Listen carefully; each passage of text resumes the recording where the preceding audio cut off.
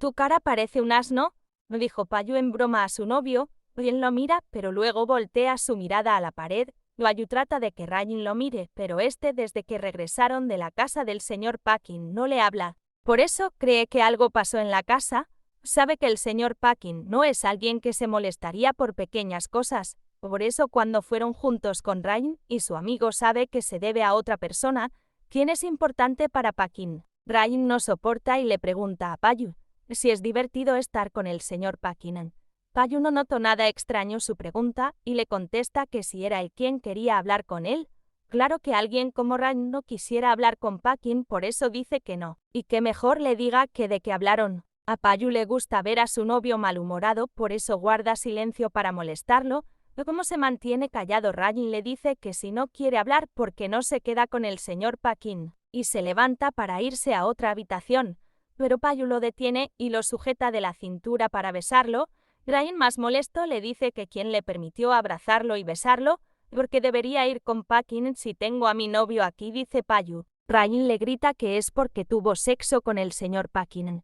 Payu desconcertado le pregunta qué fue lo que dijo. Ryan le explica que si no solía tener encuentros con él. Antes de que termine, se encuentra con la mirada de Payu, la cual es la que teme Ryan, porque ya ha aprendido a no molestarlo hasta que esté así.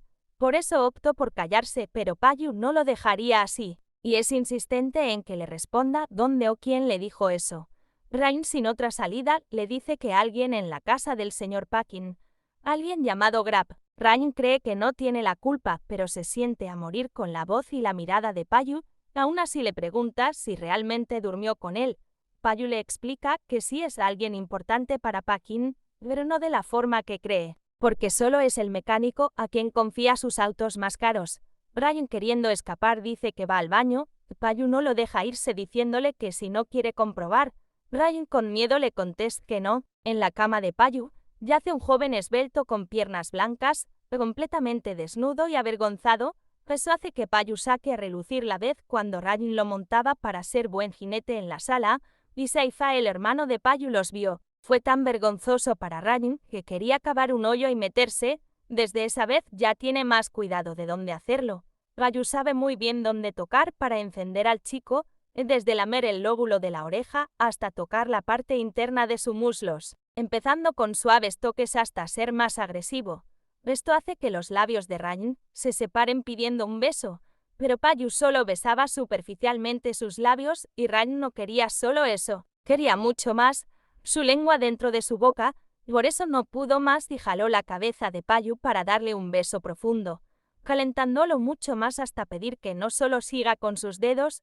Payu deja de besarlo y sigue deslizando sus largos dedos, hasta que el chico se libera, pero no se detuvo ahí. Payu ahora desliza su lengua por el estrecho canal hasta el final, haciendo que Ryan se sienta asfixiado y se retuerza cada vez que siente un cosquilleo. Ryan le pide que se detenga, que es suficiente. No creyó que Payu se detendría, pero sí lo hizo, y le pregunta qué es lo que quiere que haga.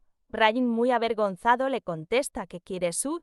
Antes de terminar, Payu le pregunta que si cree que él y Packin tuvieron algo que ver. Ryan eufóricamente contesta que no lo cree. Payu, feliz con su respuesta, le pide que le dé la espalda para susurrar en su oído que él solo lo tiene a él, mientras hacía su trabajo en la parte de abajo.